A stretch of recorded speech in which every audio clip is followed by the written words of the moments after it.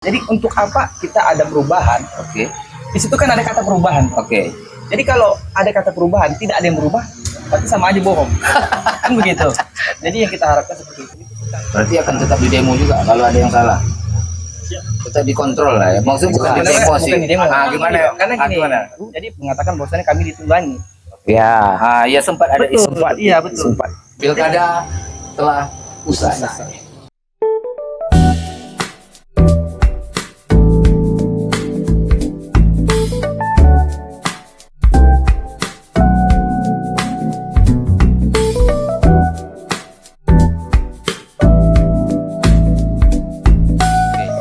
Halo pemirsa, kembali lagi bersama saya presenter nggak terkenal. Pada malam hari ini kami berada di Cafe Abu Bakar, tepatnya di Simpang Jalan Tangko, Bagan Siapi-Api, Kecamatan Bangko. Dan pada malam hari ini saya didampingi teman-teman mahasiswa ya, teman-teman mahasiswa dari Stearido yang sempat menggugah hati saya ya. Kenapa saya mengundang abang-abang ini semua? Tapi dalam konsep kita pada hari ini, pilkada telah usai. Usai. Jadi begini nih bang ya, sempat menjadi sorotan kami di media ya. Oke bang, gini bang, ini kan berhubung pilkada kan telah usai ini ya, pilkada telah usai. Tapi saya sih masih penasaran, apa sih yang bikin kawan-kawan mahasiswa itu yang sampai turun ke jalan itu, permasalahan waktu itu apa sih bang? Oh, yang terakhir ini ya? Yang terakhir. Yang terbaru ya. Kita kan dari mahasiswa itu memiliki fungsi. Yang pertama itu social of control. Kita memantau, melihat adanya titik-titik pelanggaran yang terjadi, yaitu dari sektor pelanggaran netralitas. Dalam hal ini objeknya adalah ASN. Kita melihat ada beberapa orang oknum yang tidak bisa kita sebutkan. Beliau mengarahkan honorer-honorer untuk mengarahkan ke salah satu pasangan calon. Tentu ini adalah pelanggaran yang memang tidak bisa kita toleransi. Yang kita khawatirkan bisa mencoreng citra pilkada berkeadilan, pilkada sehat, terlebih pilkada damai. Itu benar. Tapi sekarang udah selesai kan pilkadanya? Alhamdulillah sudah. Pilkadanya udah selesai. Sudah. Tapi apapun ceritanya, pilkada udah selesai. Tapi mahasiswa tetap selalu memantau kan apapun itu. Nah, sebagai ketua nih, sebagai ketua cabang ini ya, apa sih harapannya dengan kepemimpinan yang baru ini nanti? Seperti apa? Oh, kalau yang kita harapkan, kita dari kaum milenial lah, kita berbicara dari kaum milenial, kemudian dari kacamata mahasiswa juga. Ya kita berharap pemimpin untuk kedepannya yaitu pemimpin terpilih ya bisa bisa mengatur lini pemerintahan ini sebaik mungkin. Jadi dilihat dari segala aspek itu harus mumpuni. Dalam artian grafiknya itu harus meningkat ke yang lebih baik. Jadi tidak stagnan aja. Jadi untuk apa kita ada perubahan? Di situ kan ada kata perubahan. Jadi kalau ada kata perubahan, tidak ada yang berubah, berarti sama aja bohong. Kan begitu. Jadi yang kita harapkan seperti itu secara umum. Tapi kalau abang sendiri mensupport untuk perubahan itu? Mensupport untuk perubahan yang lebih baik. Lebih baik. Tapi mahasiswa tetap memantau kan? Tetap memantau. Sebagai mahasiswa kita punya fungsi secara umum yaitu tadi agent of change, agen perubahan. Jadi kita bagian dari perubahan tersebut. Pandangan positifnya sini bang, pandangan positifnya terhadap kepemimpinan yang baru itu lah, bisa nggak abang sudah memprediksi sedikit? Kalau untuk mungkin kita melihat itu kalau sifat tanya seperti itu, artinya kan kita berbicara tentang latar belakang pemimpin itu, baik itu kepala daerahnya maupun wakil kepala daerahnya. Kalau kita lihat kita secara bisa secara visi misinya itu sangat sangat milenial sekali untuk kaum Gen Z ini. Jadi ada ruang nanti diskusi yang disampaikan oleh beliau bahwasannya apapun keluh kesah dari kaum pemuda milenial dan Gen Z akan dirembuk sama-sama, akan dicari jalan keluarnya bagaimana kaum milenial dan Gen Z ini bisa berubah ke lebih baik. Sama-sama kita ketahui bahwasannya zaman ini sudah luar biasa. Ya. Jadi kita mengikuti zaman, bukan kita berubah karena zaman gitu. Yang berubah apa? Yang berubah pola pikir. Pola pikirnya apa? Pola pikir yang lebih maju. lebih maju ke arah yang lebih positif, bukan ke arah yang lebih buruk. Karena kalau kita untuk mencari hal buruk itu gampang sekali, tapi untuk mencari hal baik itu sangat susah. Wah, Jadi ya, jadi butuh pemimpin-pemimpin yang luar biasa juga. Jadi pesimisnya itu tidak sekedar omong kosong, tapi diimplementasikan.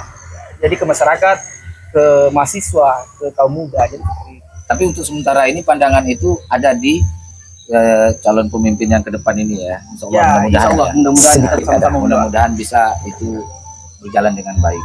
Siapapun nanti yang menjadi pemimpinnya, kita tetap berharap Rokan Hilir ini menjadi Rokan Hilir yang terbaik, kabupaten yang Betul. terbaik. Mudah-mudahan bisa terbaik di seluruh provinsi. Ya, betul. Mudah-mudahan Amin. kayak gitu. Semoga.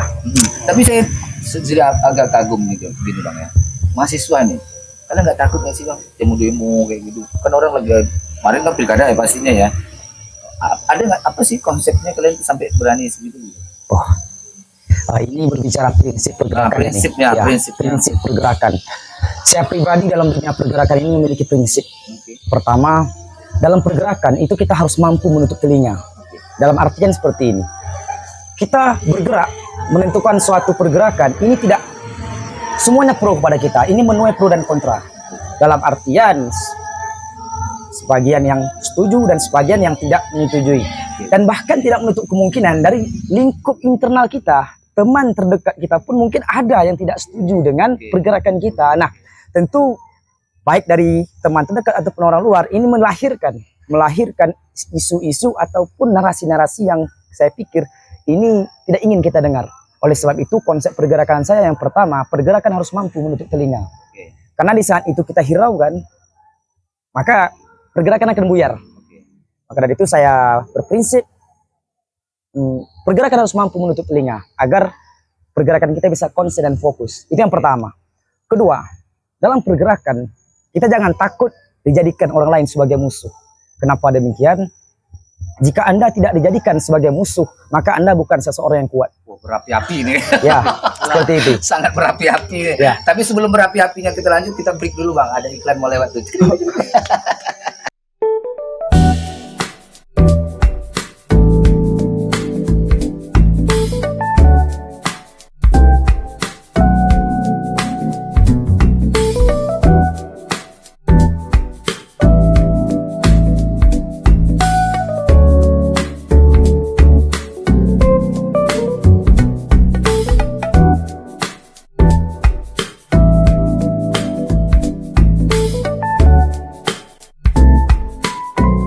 Oke bang, terus itu tadi prinsipnya ya, masuk Ya. di dalam kategori prinsip.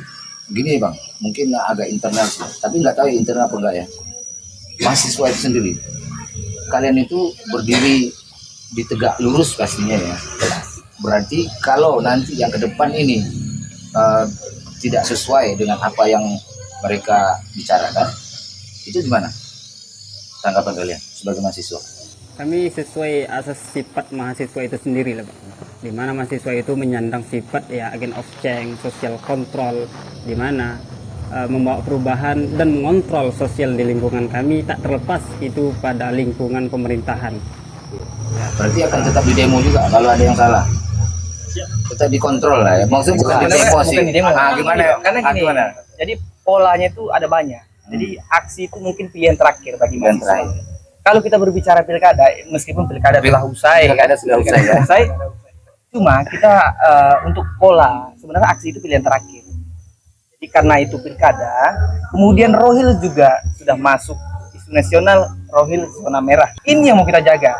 Jadi kalau kita pakai jalur yang selain dari aksi, mungkin saya rasa ini kurang memberi shock terapi atau peringatan, warning up untuk pihak-pihak terkait yang melakukan pelanggaran-pelanggaran. Jadi aksi itu ya itu tujuan kita untuk memulihkan bagaimana keadaan Rohil itu yang sakit sekarang jadi sembuh kembali. Jadi ya minimal netral kembali. Itu yang kita Sesuai harapkan. harapan. Ya, sesuai harapan. Jadi nambahkan Bang. Apa nih? Di budaya di Melayu Riau khususnya di Rokan Hilir lah, kebiasaannya di sana itu ya yang salah dibenarkan, yang bengkok diluruskan, yang lupa diingatkan. Itulah bagian dari fungsi. Yang salah itu dibenarkan ya. Ada beberapa kesalahan, ada beberapa kebijakan yang bobrok yang kami nilai selaku mahasiswa menyeleweng dari pemerintahan. Ya kami tetap mengkritiki mengkritisi lah ya. Nah, karena kritik itu merupakan sesuatu hal yang wajar, baik itu di bumi Indonesia, khususnya di kabupaten tercinta Rokan Hilir.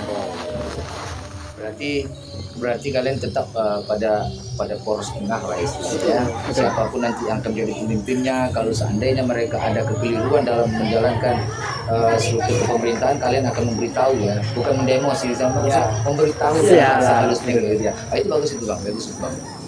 Nah satu lagi nih bang, saya mau tanya ini sama ketuanya. Siap. Ketuanya ini kan sebenarnya tuh punya peran penting ya di dalam ini ya. Ya. Punya peran penting. Nah kalau dari ketua pribadi ini, ada nggak sih rasa takut tuh? Takut. Kalau kita berbicara takut, kita kembali lagi dari lahir, kemudian kita dibesarkan sama orang tua, diajarkan bahwasannya kalau kita benar jangan takut. Itu prinsip yang selalu saya pegang teguh. Selagi saya benar, ya, yang saya lakukan benar, kemudian pergerakan ini, contoh aksi ya, pergerakan aksi itu ada data, ada dasar hukumnya. Jadi kita datang sana itu bukan tanpa data. Ya. Jadi kita turun itu harus ada datanya. Kalau tidak ada data berarti bukan mahasiswa namanya. Ya, preman. Ya, ini ketua, ini ketua, ini ketua. Kita tidak ada data. Kita diremehkan orang, kita dijengkalkan orang. Bagaimana mahasiswa Rokan Hilir turun aksi unjuk rasa bahwasanya tidak ada data, omong kosong. Nah, itu yang jadi antisipasi kita, safety kita. Ada anggapan atau stigma dari oknum-oknum tertentu mengatakan bahwasanya kami ditunggangi. Ya. Ya sempat ada Betul, sempat. iya betul. Sempat. Nah, jadi itu kemarin kita sampaikan, kita mahasiswa itu idealis toh. Idealis itu dalam artian ya kita tidak memihak kemanapun. Jadi apa yang kita bawa itulah real yang nyata terjadi.